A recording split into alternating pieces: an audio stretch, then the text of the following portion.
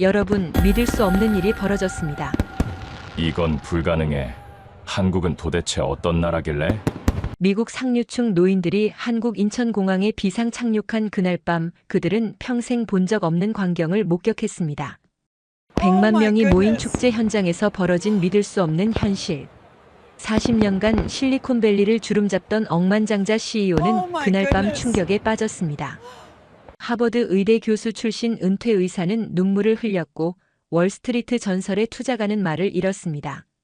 우리가 평생 잃어버리고 살았던 게 뭔지 이제야 알겠어.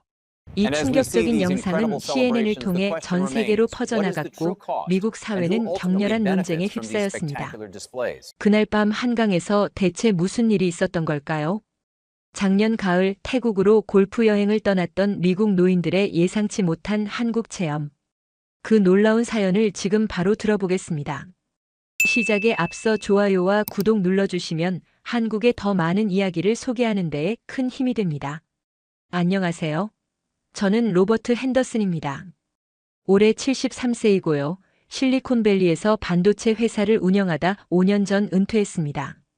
작년 가을 저는 오랜 친구들과 함께 특별한 여행을 계획했습니다. 대학 동창 6명이 모여 태국 푸켓의 고급 골프 리조트로 떠나는 황혼 여행이었죠. 모두 비슷한 나이대의 은퇴자들이었습니다.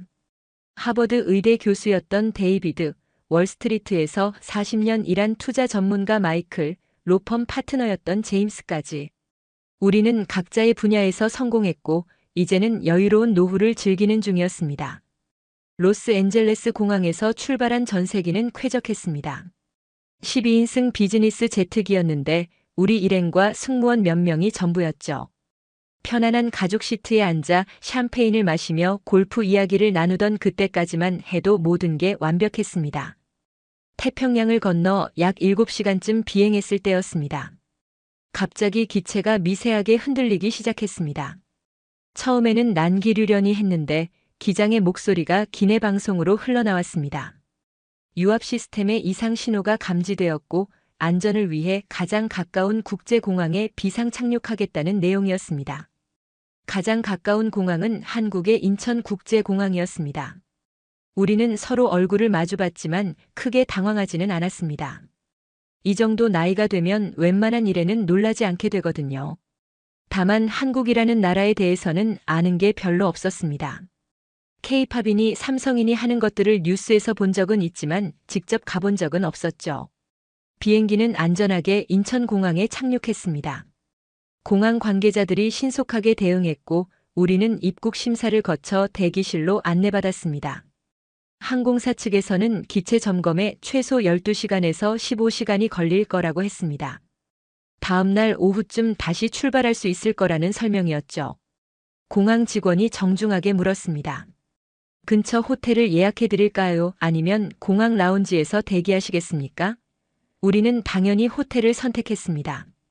73세 노인이 공항 의자에서 밤을 새울 수는 없는 노릇이니까요. 공항에서 호텔까지 가는 차 안에서 저는 창밖을 바라봤습니다. 깔끔하게 정비된 도로, 질서정연하게 달리는 차들, 현대적인 건물들이 눈에 들어왔습니다. 생각보다 훨씬 발전된 도시였습니다. 솔직히 말하자면 저는 아시아 국가들에 대해 편견이 있었습니다. 미국보다는 못할 거라는, 어딘가 불편하고 낙후되어 있을 거라는 선입견 말이죠. 호텔에 도착했을 때는 저녁 6시쯤이었습니다. 체크인을 마치고 방에 짐을 풀었습니다. 동료들은 피곤하니 방에서 쉬겠다고 했지만 저는 잠이 오지 않았습니다. 시차 적응도 안 된 상태였고 뭔가 답답한 기분이 들었죠. 로비로 내려가 컨시어지 데스크에 물었습니다. 이 근처에 저녁에 구경할 만한 곳이 있냐고요. 젊은 직원이 환하게 웃으며 대답했습니다. 오늘 한강에서 세계 불꽃 축제가 열린다고 했습니다. 여의도까지는 차로 30분 정도 거리이고 세계 각국의 불꽃팀들이 참가하는 큰 행사라고 설명했죠. 100만 명 정도가 모일 거라는 말도 덧붙였습니다. 100만 명이라는 숫자에 저는 속으로 코웃음을 쳤습니다. 미국에서 그 정도 인파가 모이면 어떤 일이 벌어지는지 너무나 잘 알고 있었거든요. 라스베이거스 음악축제에서는 총기 난사로 58명이 목숨을 잃었습니다. 보스턴 마라톤에서는 폭탄 테러로 수백 명이 다쳤죠. 미국에서 축제는 위험과 긴장의 다른 이름이었습니다. 하지만 달리 갈 곳도 없었고 호기심도 생겼습니다. 한국 사람들이 100만 명이나 모이는 축제를 어떻게 치르는지 한번 보고 싶었죠. 혹시 아수라장이 되는 걸 보게 될지도 모른다는 생각도 들었습니다. 그래서 택시를 타고 한강으로 향했습니다. 택시 기사는 영어를 거의 못했지만 친절했습니다. 여의도 한강공원이라고 말하자 고개를 끄덕이며 출발했죠. 차창 밖으로 서울의 야경이 펼쳐졌습니다. 고층 빌딩들 사이로 한강이 보였고 강변을 따라 이미 수많은 사람들이 모여 있었습니다. 가까워질수록 인파가 많아졌습니다. 저는 긴장하기 시작했습니다. 미국 같았으면 지금쯤 경찰 헬기가 상공을 맴돌고 무장 경비가 곳곳에 배치되어 있을 겁니다. 사람들은 초조하게 가방 검사를 받고 금속 탐지기를 통과하며 서로를 의심하는 눈빛으로 바라볼 겁니다. 하지만 한강은 달랐습니다. 택시에서 내려 강변으로 걸어가는데 사람들의 표정이 편안했습니다. 가족 단위로 돗자리를 펴고 앉아 있었고 아이들이 뛰어놀고 있었으며 연인들이 손을 잡고 산책하고 있었죠. 그 어디에도 긴장감이나 두려움은 보이지 않았습니다. 저는 그때 생각했습니다. 아직 축제가 시작 전이라 저렇게 여유로운 거겠지. 곧 사람들이 더 몰리면 상황이 달라질 거라고요. 하지만 제 예상은 완전히 빗나가게 됩니다. 강변에 도착했을 때 저는 제 눈을 의심했습니다. 이미 수십만 명이 자리를 잡고 있었는데 그 많은 사람들이 질서정연하게 앉아 있었습니다. 미국 같았으면 벌써 밀치고 소리 지르고 싸우는 사람들이 있었을 겁니다. 하지만 여기는 달랐습니다. 저는 천천히 인파 사이를 걸었습니다. 돗자리마다 가족들이 옹기종기 모여 앉아 치킨과 피자를 나눠 먹고 있었습니다. 아이들은 뛰어놀았지만 다른 사람의 자리를 침범하지 않았고 어른들은 조용히 이야기를 나누며 축제 시작을 기다리고 있었죠. 1시간쯤 걷다가 저는 벤치에 앉아 쉬기로 했습니다. 다리가 아팠거든요. 73세 노인이 이렇게 오래 걷는 건 무리였습니다. 벤치에 앉아 주변을 둘러보는데 옆자리에 한 중년 부부가 앉았습니다. 그들은 큰 가방에서 김밥과 과일을 꺼내 먹기 시작했습니다. 저는 그냥 앉아서 쉬고 있었는데 그 부인이 갑자기 제게 김밥 한 줄을 내밀었습니다. 처음에는 당황스러웠습니다. 미국에서는 낯선 사람이 음식을 건네는 일이 거의 없거든요. 부인은 간단한 영어로 말했습니다. 한국 음식입니다. 맛있어요. 드세요. 저는 정중하게 거절하려 했지만 그 부부의 눈빛이 너무 순수했습니다. 진심으로 나눠주고 싶어하는 마음이 느껴졌죠. 결국 저는 김밥을 받았고 한 입 베어 물었습니다. 놀랍게도 맛있었습니다. 밥과 야채 그리고 뭔가 짭짤한 것들이 어우러져 입안에서 조화를 이뤘죠. 저는 고맙다고 인사했고 그 부부는 환하게 웃으며 고개를 끄덕였습니다. 그리고는 자기들끼리 다시 이야기를 나누기 시작했습니다. 아무런 대가도 아무런 조건도 없이 그냥 나눠준 것이었습니다. 그때 갑자기 뒤쪽에서 비명소리가 들렸습니다. 저는 깜짝 놀라 뒤를 돌아봤습니다. 미국에서 비명소리는 총성이나 폭력을 의미하니까요. 심장이 빠르게 뛰기 시작했고 본능적으로 몸을 낮췄습니다. 하지만 상황은 전혀 달랐습니다. 한 젊은 엄마가 필사적으로 주변을 둘러보며 소리치고 있었습니다. 아이를 잃어버린 것이었습니다.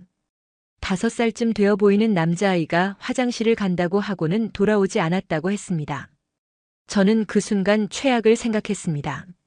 미국 같았으면 유괴나 인신매매를 의심해야 하는 상황이었으니까요. 엄마의 얼굴은 창백했고 아빠는 손을 부들부들 떨며 사람들 사이를 헤집고 다녔습니다. 그런데 놀라운 일이 벌어졌습니다. 주변 사람들이 일제히 움직이기 시작한 것입니다. 마치 군대처럼 조직적이었지만 명령을 내리는 사람은 없었습니다.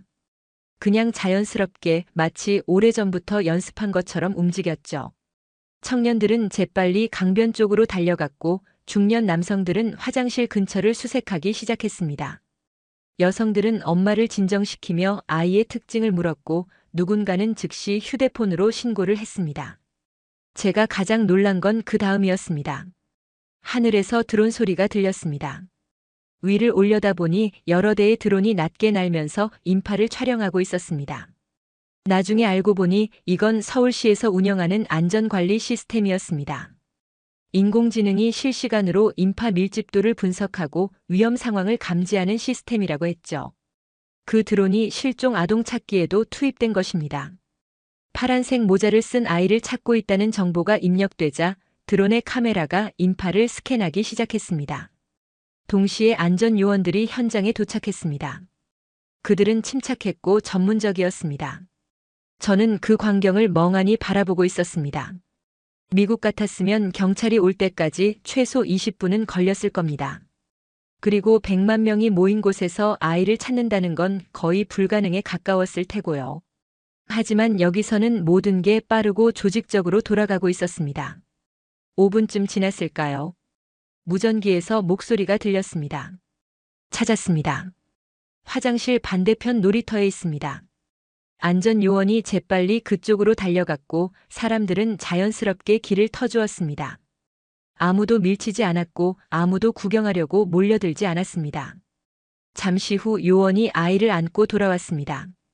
아이는 울고 있었지만 다치지 않았습니다. 엄마가 달려가 아이를 껴안았고 아빠는 그 자리에 주저앉아 눈물을 흘렸습니다. 주변 사람들은 조용히 박수를 쳤고 곧 다시 각자의 자리로 돌아갔습니다. 저는 그때 깨달았습니다. 이건 우연이 아니라는 것을요. 시스템과 시민의식이 완벽하게 결합된 결과라는 것을. 미국에서는 상상도 할 수 없는 일이었습니다. 100만 명이 모인 곳에서 실종 아동을 10분 만에 찾다니요. 제 옆에 앉아있던 그 부부도 안도의 한숨을 쉬었습니다. 남편이 아내에게 조용히 말했습니다. 다행이다. 우리 손주 같아서 가슴이 철렁했네. 저는 그 말을 듣고 또 한 번 놀랐습니다. 남의 아이를 마치 자기 손주처럼 걱정하는 마음. 그게 여기서는 당연한 것이었습니다. 해가 서서히 지기 시작했고 강변은 점점 더 많은 사람들로 채워졌습니다. 하지만 여전히 질서는 유지되고 있었고 사람들은 서로를 배려하며 자리를 양보했습니다.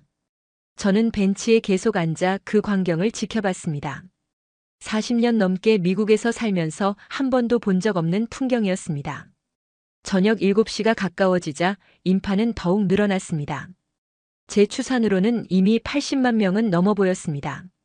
강변을 따라 끝없이 사람들이 자리를 잡고 있었고 다리 위에도 건물 옥상에도 사람들이 빼곡했습니다. 저는 점점 불안해지기 시작했습니다. 미국에서 이 정도 인파가 모이면 반드시 사고가 납니다. 밀집 사고, 압사 사고 아니면 더 끔찍한 일들이 벌어지죠. 제 머릿속에는 각종 참사들의 기억이 떠올랐습니다. 하지만 여기 사람들은 전혀 불안해 보이지 않았습니다. 오히려 편안하고 즐거워 보였죠. 아이들은 웃으며 뛰어놀았고 어른들은 여유롭게 담소를 나눴습니다. 누구 하나 초조해하거나 긴장한 사람이 없었습니다. 드디어 불꽃 축제가 시작되었습니다. 첫 불꽃이 하늘로 치솟자 사람들이 일제히 환호성을 질렀습니다. 저도 모르게 고개를 들어 하늘을 바라봤습니다. 형형색색의 불꽃이 밤하늘을 수놓았고 음악에 맞춰 완벽한 타이밍으로 터져 올랐습니다. 솔직히 불꽃 자체는 미국에서도 본 적이 있었습니다. 화려하고 아름다웠지만 그게 전부는 아니었습니다. 제가 진짜 감동받은 건 불꽃이 아니라 사람들이었습니다. 100만 명이 같은 방향을 바라보며 같은 순간을 공유하고 같은 감동을 느끼고 있었습니다. 그 누구도 서로를 밀치지 않았고 그 누구도 자기만 보겠다고 앞으로 나서지 않았습니다. 불꽃이 계속 터져 올랐고 저는 넋을 잃고 바라봤습니다. 하늘의 불꽃보다 더 아름다운 건 땅 위의 사람들이었습니다. 서로를 믿고 서로를 배려하며 함께 즐기는 그 모습 말이죠. 그때 갑자기 제 오른쪽에서 신음소리가 들렸습니다. 고개를 돌려보니 50대쯤 되어 보이는 남성이 가슴을 움켜쥐고 쓰러지고 있었습니다. 심장마비 증세였습니다. 저는 의사는 아니지만 오랜 친구 중에 심장병 전문의가 있어서 그 증상을 알고 있었습니다. 주변 사람들이 재빨리 반응했습니다. 누군가는 즉시 119에 신고했고 다른 누군가는 그 남성을 평평한 곳에 눕혔습니다. 한 젊은 여성이 심폐소생술을 시작했는데 동작이 정확하고 능숙했습니다. 나중에 보니 간호사였다고 하더군요. 저는 그저 멍하니 바라만 보고 있었습니다. 미국 같았으면 구급차가 올 때까지 최소 15분은 걸렸을 겁니다. 특히 이렇게 사람이 많은 곳에서는 접근조차 어려웠을 테고요. 하지만 여기서는 또다시 놀라운 일이 벌어졌습니다. 하늘에서 윙윙거리는 소리가 들리더니 드론 한 대가 빠르게 하강했습니다. 그 드론에는 작은 상자가 매달려 있었는데 자동 심장 충격기였습니다.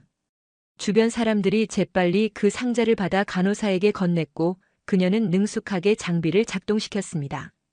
전기 충격이 가해지고 남성의 몸이 움찔했습니다. 한 번, 두 번, 세 번.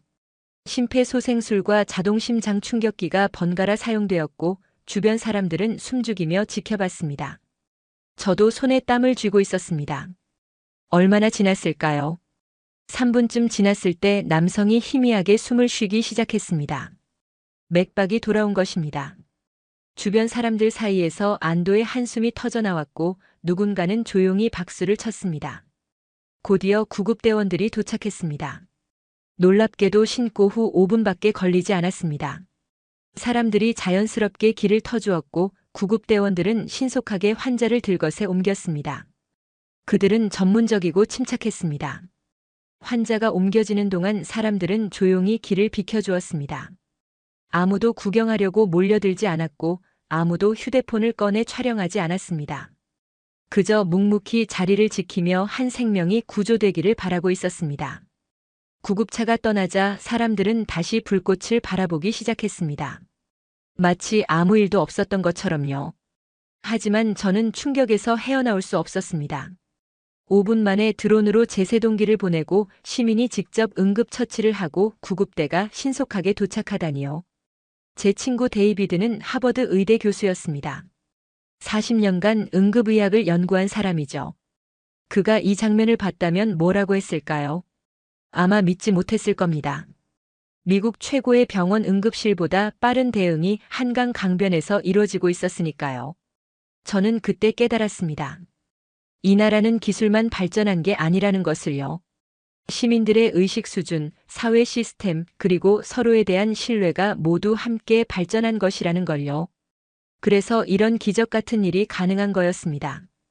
불꽃은 계속 터져 올랐고 저는 더 이상 하늘을 보지 않았습니다. 대신 주변 사람들을 관찰했습니다. 그들의 표정, 행동, 분위기를요. 그리고 제가 평생 살아온 미국과 비교하기 시작했습니다. 미국에서는 축제가 끝나면 항상 뉴스에 사고 소식이 올라옵니다. 총격, 폭행, 압사, 도난. 항상 뭔가 문제가 생깁니다. 그래서 사람들은 축제를 즐기면서도 항상 긴장하고 항상 주변을 경계합니다. 축제는 즐거움과 동시에 위험이니까요. 하지만 여기는 달랐습니다. 사람들은 진심으로 편안해 보였습니다. 아이들을 안심하고 뛰어놀게 하고 노인들은 여유롭게 산책하고 젊은이들은 자유롭게 즐겼습니다. 두려움이 없었습니다. 서로를 믿었으니까요. 불꽃 축제가 끝난 건 밤 9시쯤이었습니다. 마지막 불꽃이 하늘에서 사라지자 사람들이 일제히 환호하며 박수를 쳤습니다. 저도 따라 박수를 쳤습니다. 정말 아름다운 광경이었으니까요. 그리고 저는 긴장하기 시작했습니다. 이제부터가 진짜 문제였습니다. 100만 명이 동시에 출구로 몰려들면 어떻게 될까요? 미국 같았으면 대혼란이 벌어집니다. 사람들은 서로 밀치고 소리 지르고 다툽니다. 압사 사고가 나기도 하고 아이들이 넘어져 다치기도 합니다. 저는 자리에서 일어나 주변을 살폈습니다.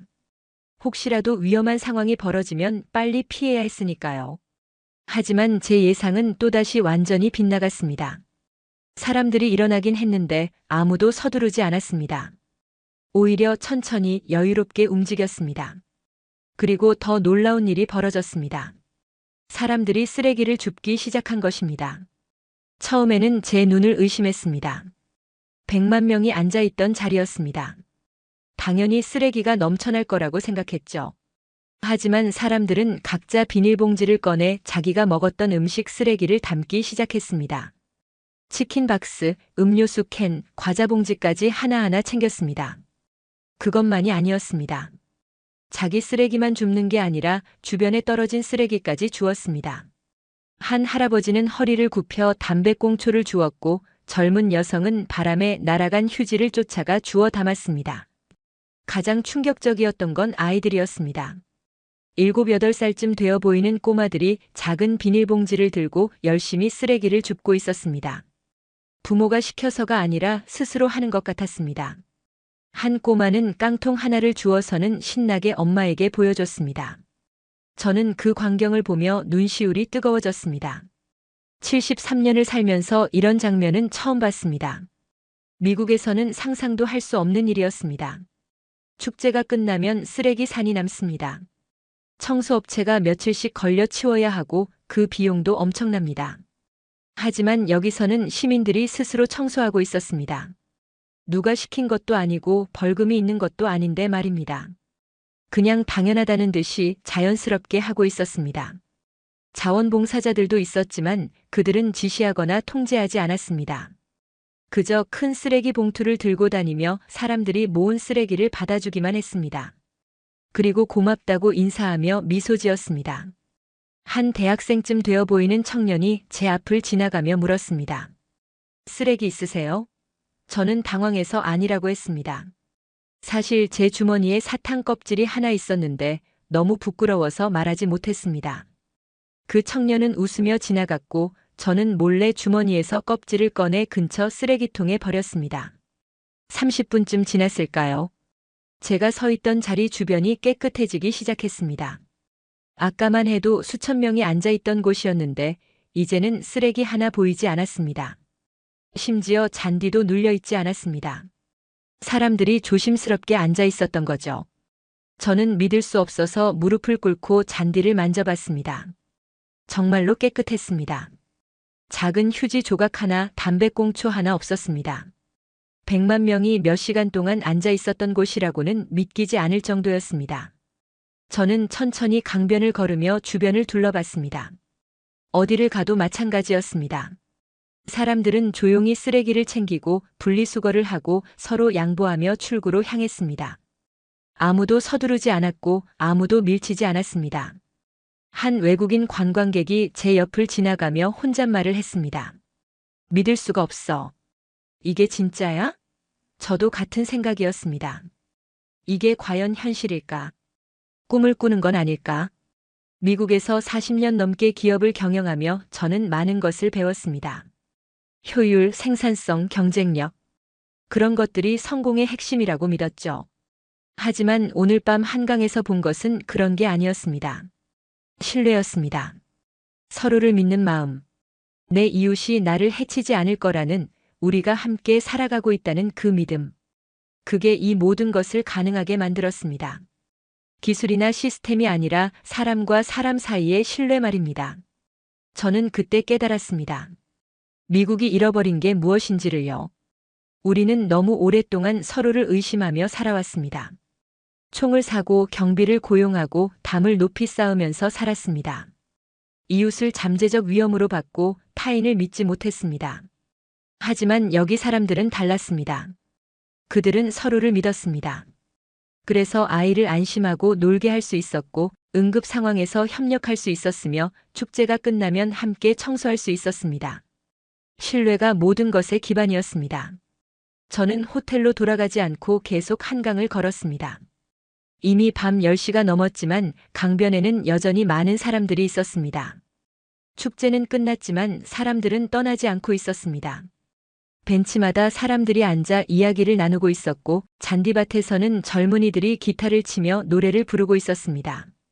편의점에서 산 맥주와 치킨을 먹으며 즐거운 시간을 보내고 있었죠. 저는 한 편의점에 들어갔습니다.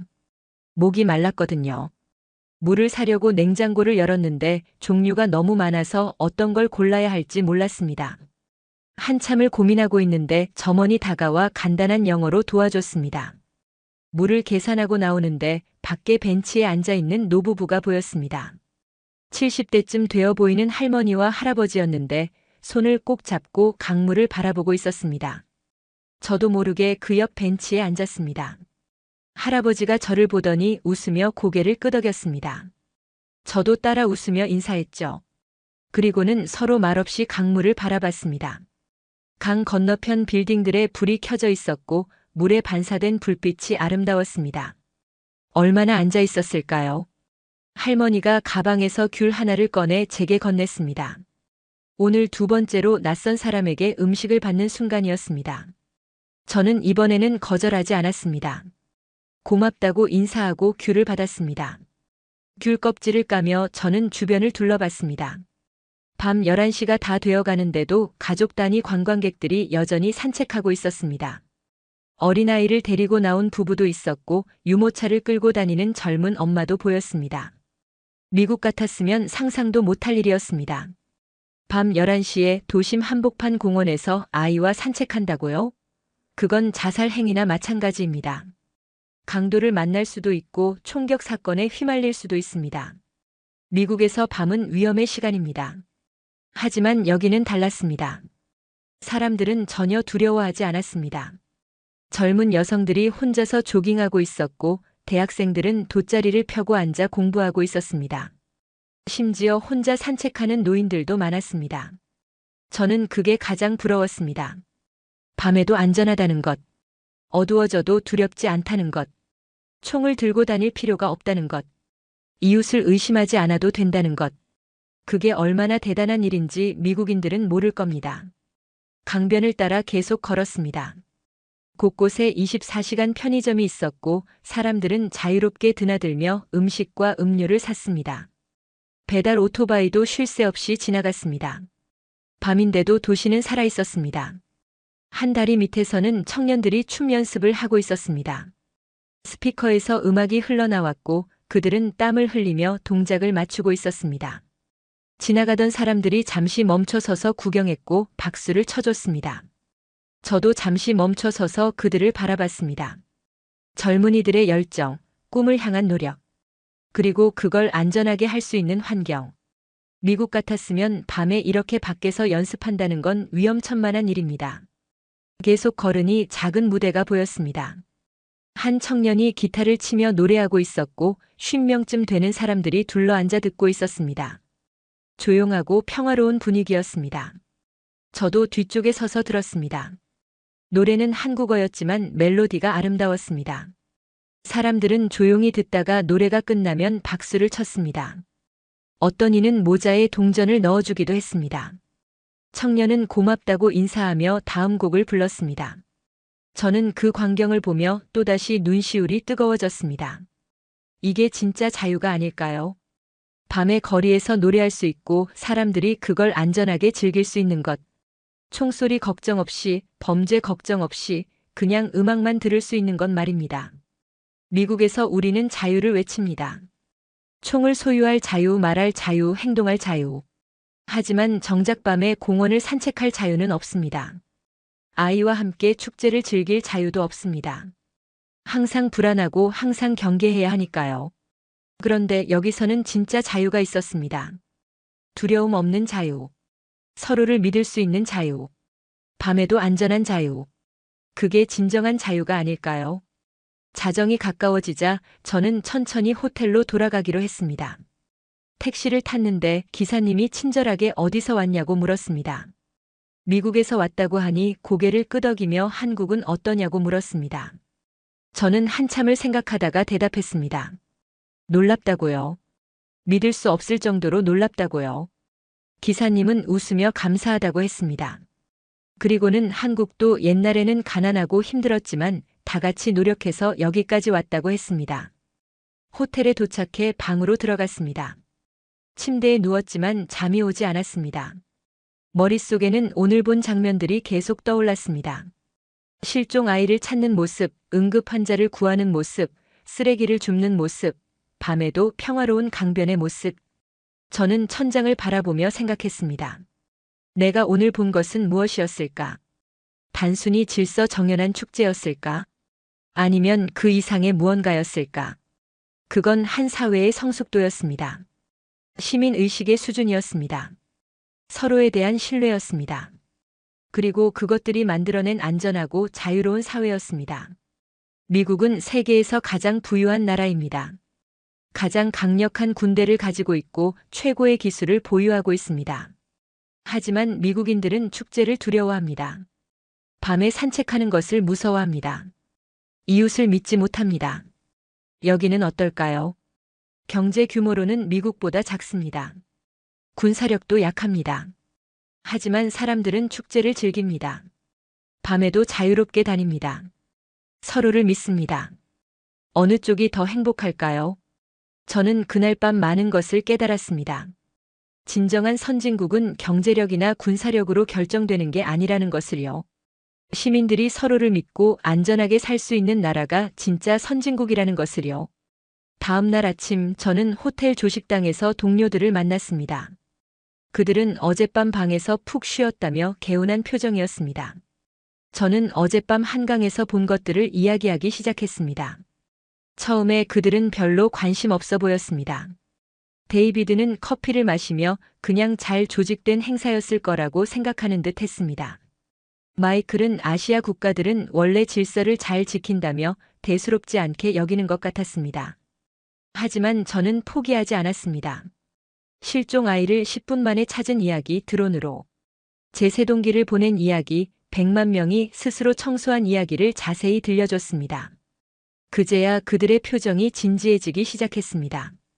데이비드는 40년간 하버드 의대에서 응급의학을 가르친 사람입니다. 그는 잠시 생각하더니 미국 최고 병원 응급실도 그렇게 빠르지는 않다고 인정했습니다.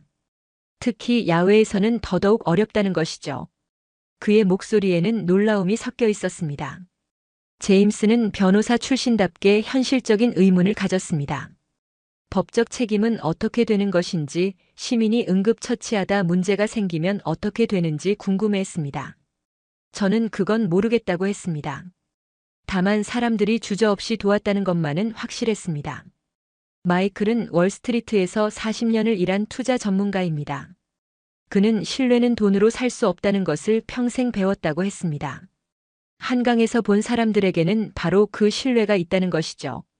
그는 창밖을 바라보며 한참을 생각에 잠겼습니다. 저는 동료들에게 제안했습니다. 오늘 비행기 출발까지 시간이 있으니 같이 한강에 가보자고요. 직접 보면 믿을 거라고 했습니다. 그들은 서로 얼굴을 마주보더니 고개를 끄덕였습니다. 오전 10시쯤 우리는 다시 한강으로 향했습니다. 평일 아침인데도 강변에는 사람들이 있었습니다. 조깅하는 사람, 자전거 타는 사람, 산책하는 노인들. 모두 여유롭고 평화로워 보였습니다. 우리는 어젯밤 축제가 열렸던 자리를 걸었습니다. 데이비드가 놀라는 표정을 지었습니다. 정말 깨끗했습니다. 100만 명이 있었다는 게 믿기지 않을 정도였습니다. 잔디밭에는 쓰레기 하나 없었고 심지어 담배꽁초도 보이지 않았습니다. 한 벤치에 앉아 쉬고 있는데 조깅하던 중년 남성이 다가와 물 한 병을 건넸습니다. 외국인이라 목마를 것 같다는 의미였습니다. 우리는 당황했지만 고맙게 받았습니다. 낯선 사람에게 물을 받는다는 것, 미국에서는 상상도 할 수 없는 일이었습니다. 제임스는 작은 목소리로 중얼거렸습니다. 뉴욕에서는 절대 일어날 수 없는 일이라고요. 낯선 사람이 물을 주면 오히려 의심부터 하게 된다고요. 우리는 씁쓸하게 웃었습니다. 그게 미국의 현실이니까요. 계속 걸으니 작은 놀이터가 있었습니다.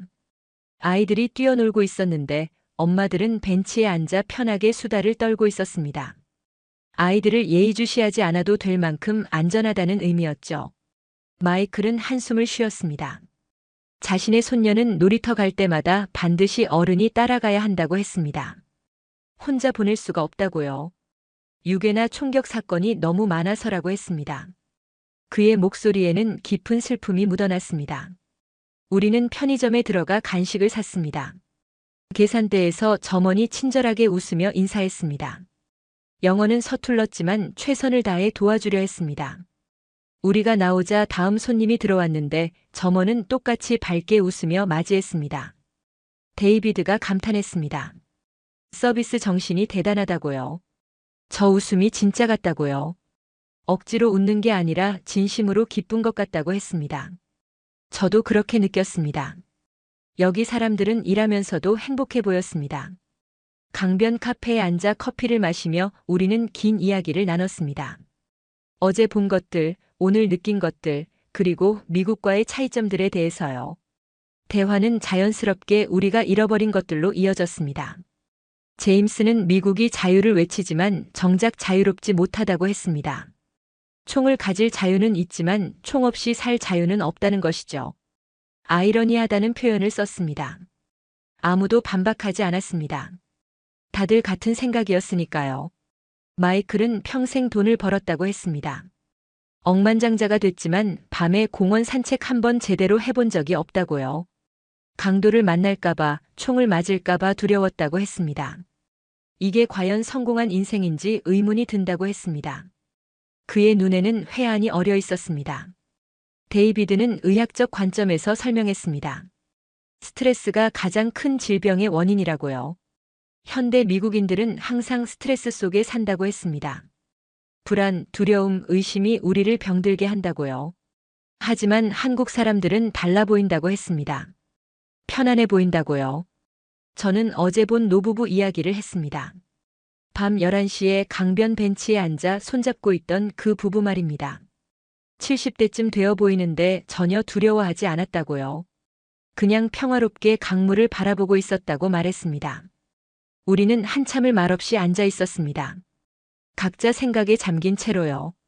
73년을 살면서 우리는 많은 것을 성취했습니다. 돈, 명예, 지위. 하지만 정작 중요한 것은 놓치고 살았던 게 아닐까 하는 생각이 들었습니다. 점심시간이 다가오자 우리는 근처 식당에 들어갔습니다. 한식당이었는데 메뉴판을 보고도 뭘 시켜야 할지 몰랐습니다. 주인 아주머니가 영어로 설명해 주려 했지만 쉽지 않았습니다. 그때 옆 테이블에 앉았던 대학생이 다가와 도와줬습니다.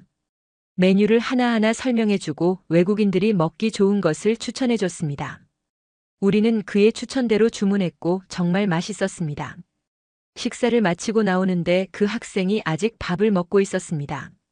저는 다가가 고맙다고 인사했습니다. 그는 웃으며 별말씀을 다 한다는 표정을 지었습니다. 한국에 온 것을 환영한다는 말도 덧붙였습니다. 우리 4명은 식당을 나와 천천히 강변을 걸었습니다. 아무 말 없이 그냥 걸었습니다. 각자 머릿속으로 많은 생각을 하고 있었을 겁니다.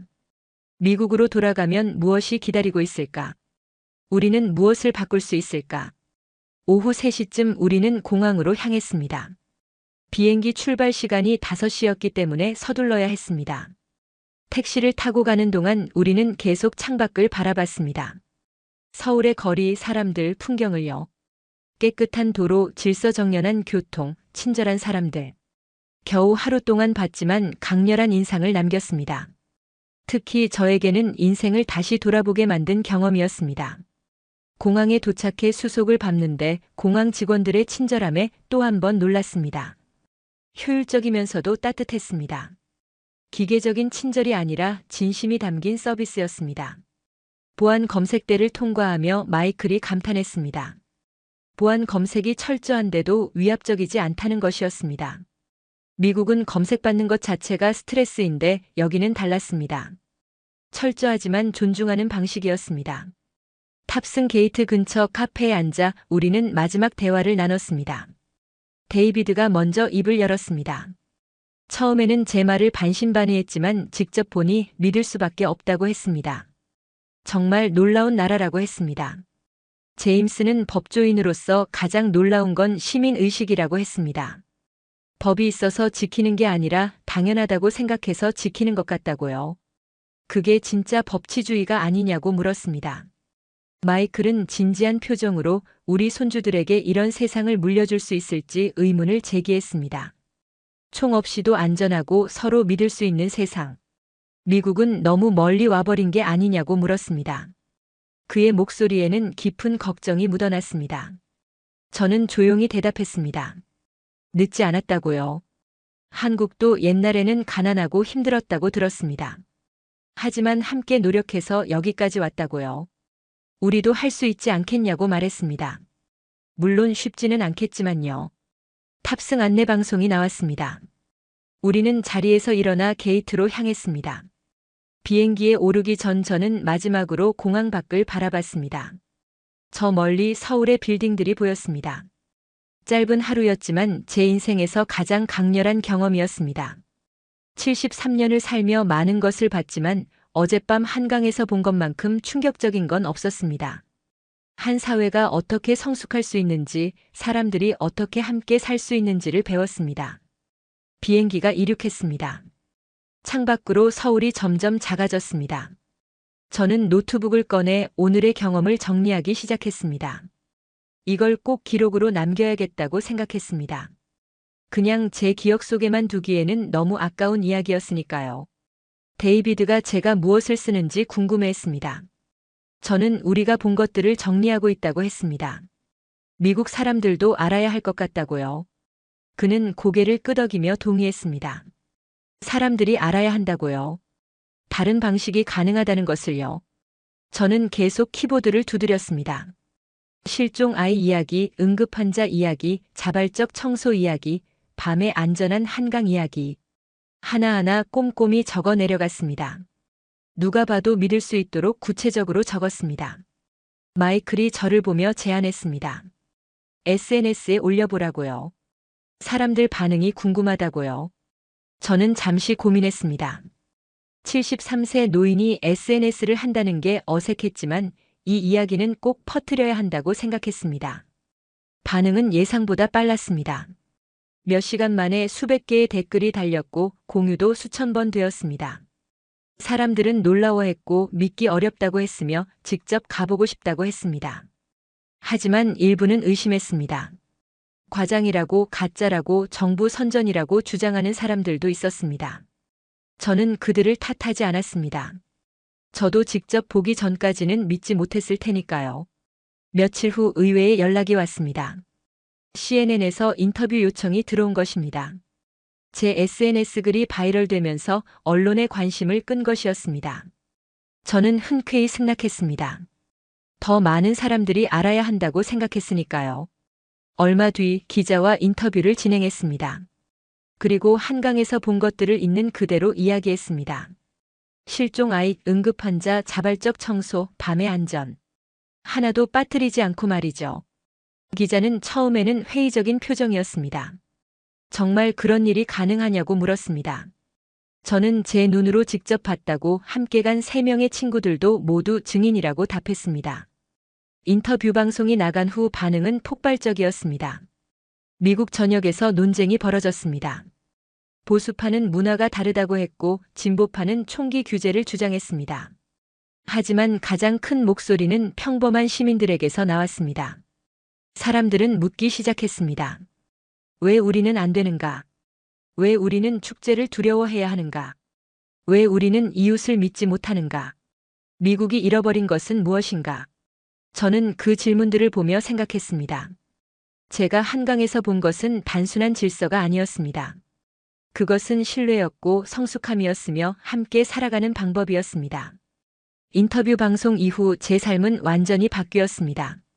수많은 언론사에서 연락이 왔고 강연 요청도 쏟아졌습니다. 처음에는 부담스러웠지만 이 이야기를 더 많은 사람에게 전해야 한다는 사명감이 들었습니다. 우리 4명은 정기적으로 만나 이야기를 나눴습니다. 한강에서 본 것들, 미국이 배워야 할 것들, 우리가 할 수 있는 것들에 대해서요. 73세 노인들이지만 아직 할 일이 많다고 느꼈습니다. 몇 주 후 놀라운 일이 벌어졌습니다. 여러 도시에서 한국식 축제 안전관리를 도입하겠다고 발표한 것입니다. 시애틀, 샌프란시스코, 보스턴. 드론 활용, 인공지능 인파관리, 시민 안전교육 등을 검토하기 시작했습니다. 물론 반발도 있었습니다. 보수 진영에서는 문화가 다르다고 주장했고 일부는 감시 사회가 될 거라며 반대했습니다. 하지만 점점 더 많은 사람들이 변화를 원했습니다. 제가 가장 기뻤던 순간은 한 어머니로부터 편지를 받았을 때였습니다. 그녀는 제 이야기를 듣고 용기를 얻어 아이와 함께 동네 축제에 갔다고 했습니다. 5년 만에 처음이었다고요. 총격 사고가 두려워 피했었는데 이제는 조금씩 변화를 시도해보고 싶다고 했습니다. 또 다른 편지는 은퇴한 교사로부터 왔습니다. 그녀는 30년간 학생들에게 안전교육을 했지만 항상 두려움을 가르쳤다고 고백했습니다.